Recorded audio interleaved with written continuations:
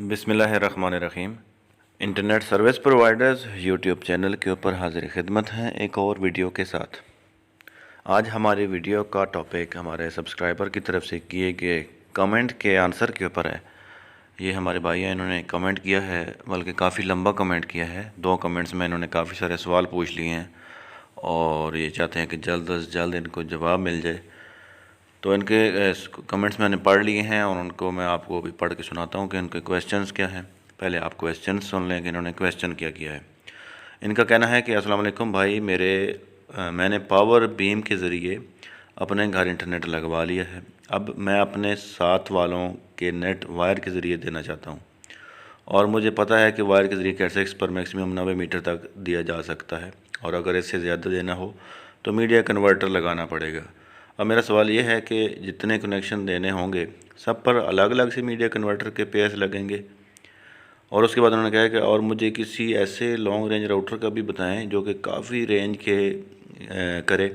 मैंने nano station का सुना है, आप उसके बारे में बताओ कि अगर उसको लगा कर यूज़ करें तो जितनी डिवाइसेस कनेक्ट करें तो स्पीड पर कितना फ़र्क पड़ेगा।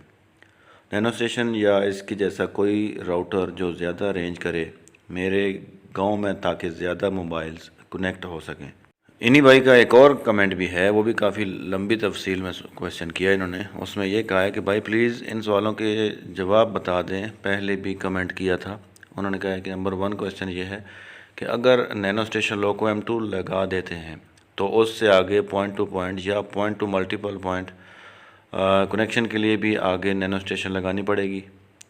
दूसरा क्वेश्चन ये है कि अगर नैनो स्टेशन को as a router long range के लिए यूज़ कर रहे हैं तो क्या ऐसा हो सकता है कि जहाँ तक उसके सिग्नल जा रहे हैं वहाँ पर घर की छत पर ऐसा राउटर लगाएं जो रेंज एक्सटेंडर का काम भी करे और उसको नैनो स्टेशन के साथ कनेक्ट करके गांव में कनेक्शन दें तो चल जाएगा काम। स्पीड पर फ़र्क कितना पड़ेगा। अभी सीधी सी बात टू द पॉइंट में पहले बात करूँ ना कि ये भाई साहब जितने भी सवाल किए इन्होंने, ये सारे ये काम चलाना चाहते हैं जुगाड़ लगाकर। तो मैं कभी भी किसी को रिकमेंड नहीं करूँगा कि जुगाड़ लगाकर काम चलाएं। जुगाड़ लगाकर आप 1 महीना चल लेंगे, 2 महीने चल लेंगे, उसके बाद आप नहीं चल सकेंगे। तो आपको प्रोफेशनली तरीक़ेकार से काम करना पड़ेगा, ऐसे जुगाड़ लगा के आप काम नहीं कर सकते। तो चलें, फिर भी मैं इनके क्वेश्चंस के आंसर करता हूं पहले, और फिर मैं इनको रिकमेंड करूंगा कि आप क्या करो, कैसे करोगे तो आपका ये काम चलेगा। पहले तो इनके क्वेश्चंस के आंसर्स के ऊपर आते हैं। वीडियो में आगे चलने से पहले internet service providers YouTube channel को सब्सक्राइब कर लें ताकि हमारी मालूमाती वीडियोस आप तक पहुंचती रहें। तो इन्होंने एक क्वेश्चन पूछा नहीं है, इन्होंने काफ़ी सारे क्वेश्चन पूछ लिए हैं। तो अभी पहले हम क्वेश्चंस को समझते हैं कि जो इनका सबसे पहला क्वेश्चन है, उन्होंने कहा है कि कैट6 यूज़ कैसे करूं, 100 मीटर पे स्विच लगेगा, यानी कि यार 100 मीटर के बाद स्विच लगाना पड़ेगा। उन्होंने मीडिया कन्वर्टर का नाम इस्तेमाल किया था। मीडिया कन्वर्टर होता है फाइबर केबल के अंदर, OFC केबल जो होती है वहाँ पे मीडिया कन्वर्टर इस्तेमाल होता है। कैट6 में मीडिया कन्वर्टर इस्तेमाल नहीं होता। कैट6 में 100 मीटर तक जो कैट6 केबल है वो सिग्नल लेके, इंटरनेट लेके चली जाती है। 100 मीटर के बाद आपको स्विच लगाना पड़ता है, जिसको 5 पोर्ट स्विच या 8 पोर्ट स्विच कहते हैं। तो आप बिल्कुल कैट6 केबल यूज़ कर सकते हैं।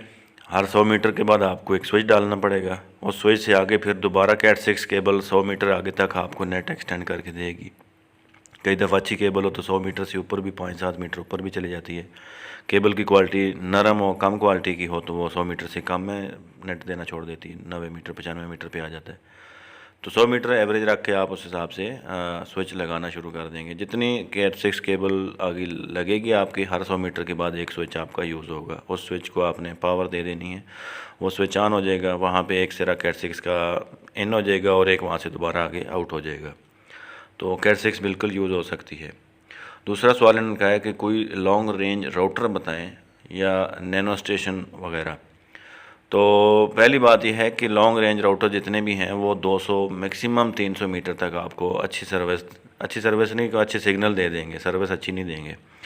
क्योंकि जब वाईफाई के सिग्नल्स ज़्यादा दूर तक जाते हैं तो सिग्नल्स कम हो जाते हैं, 60% सिग्नल हो जाते हैं या 40% हो जाते हैं। तो आपको अच्छी कनेक्टिविटी के लिए 60% तक सिग्नल चाहिए होते हैं, उससे कम हो जाएं तो फिर आपके सिग्नल्स ठीक नहीं होते हैं, कनेक्टिविटी में मसला आता है, डाटा आपका लॉस होता है, लेटेंसी आ जाती है, ठीक है, और जो है वो स्पीड कम हो जाती है। तो और 40% से नीचे सिग्नल हो जाए तो फिर कनेक्टिविटी ही नहीं होती। आपको जो राउटर लगाया होगा आपने, वो जब सिग्नल दे रहा होगा, आगे जो रिसीवर होगा उसके पास जब 40% से कम हो जाएंगे सिग्नल, तो वो आपकी डिस्कनेक्ट कर देगा। ठीक है, तो वो यूज़र तंग पड़ जाएंगे आपके, तो ये काम कभी भी नहीं चलेगा। तो ये बात रह जाएगी कि 300 मीटर के अंदर में ये काम करते हैं, मगर 300 मीटर के अंदर भी आपकी ओपन जगह के ऊपर काम करेंगे, घर के सहन में करेंगे, घर की छत पे करेंगे, कमरों के अंदर किसी के भी आपके सिग्नल नहीं जाने वाले। अगर सिग्नल चले भी जाएंगे, एक दो जो पड़ोस के घर होंगे नज़दीक वाले उनमें चले जाएंगे, मगर अंदर जाके सिग्नल्स की स्ट्रेंथ कम हो जाएगी, कनेक्टिविटी में उसके अंदर मसले आ जाएंगे। तो ये बिल्कुल भी रिकमेंडेड वे नहीं है, ये कोई तरीक़ेकार सही नहीं है। तो ये जुगाड़ लगा के आप कर सकते हैं, मगर ये कोई ठीक काम नहीं है। जुगाड़ लगाने का ये तरीक़ेकार है कि आप अपने घर की छत के ऊपर एक लोको M2 लगाएं, UBNT का, नैनो स्टेशन बोलते हैं उसको।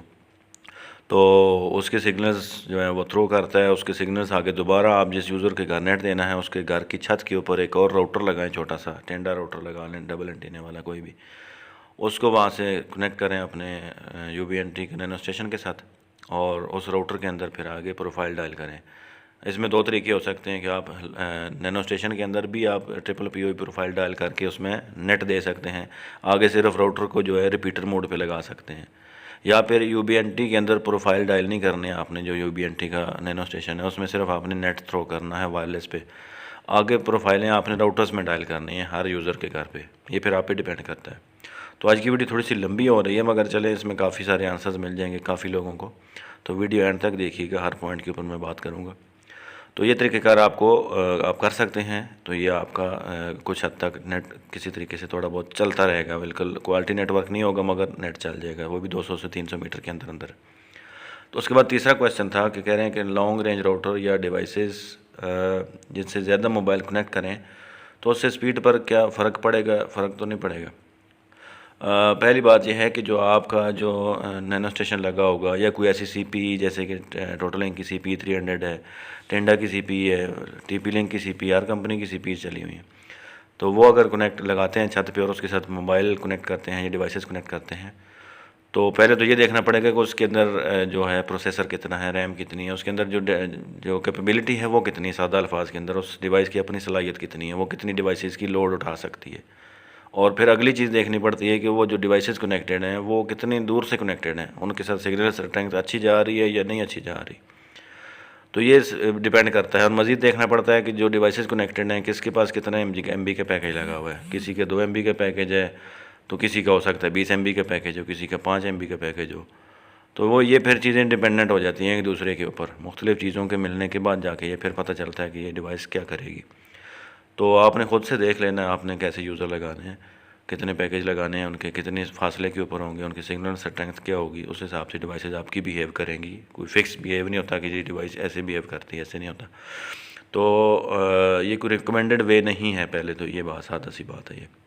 तो स्पीड पर फ़र्क पड़ेगा क्योंकि आपकी जब जैसे ही कनेक्टिविटी डाउन होगी 50-40% तक आएगी, स्पीड पे भी फ़र्क पड़ जाएगा, सिग्नल स्ट्रेंथ भी कम हो जाएगी। ठीक हो गया। अच्छा, उसके बाद इन्होंने क्वेश्चन किया है कि नैनो स्टेशन के आगे भी पॉइंट टू पॉइंट या पॉइंट टू मल्टीपल पॉइंट के लिए और नैनो स्टेशन लगाने पड़ेंगे। तो आप ऐसा लगा भी सकते हैं और नहीं भी लगा सकते। आप एक ऐसे नैनो स्टेशन लगाया हुआ है जहाँ पे उसके सिग्नल जहाँ तक जा रहे हैं उससे आगे अगर दोबारा आप वही सिग्नल्स एक्सटेंड करना चाहते हैं तो उसको दोबारा उन्हीं सिग्नल्स को आगे एक्सटेंड कर सकते हैं, तो ये हो सकता है। तो मगर ये कि ये कोई प्रोफेशनल वे नहीं होगा, ये कोई तरीक़ेकार ठीक नहीं है, मुनासिब नहीं है। आप करना चाहें तो कर सकते हैं। बाकी अगर इनका आखिरी क्वेश्चन है, क्वेश्चन नंबर 5, कि जहाँ तक नैनो स्टेशन के सिग्नल्स जाते हैं वहाँ उससे आगे रिपीटर लगा कर काम चलेगा और इससे स्पीड पे कितना फ़र्क पड़ेगा।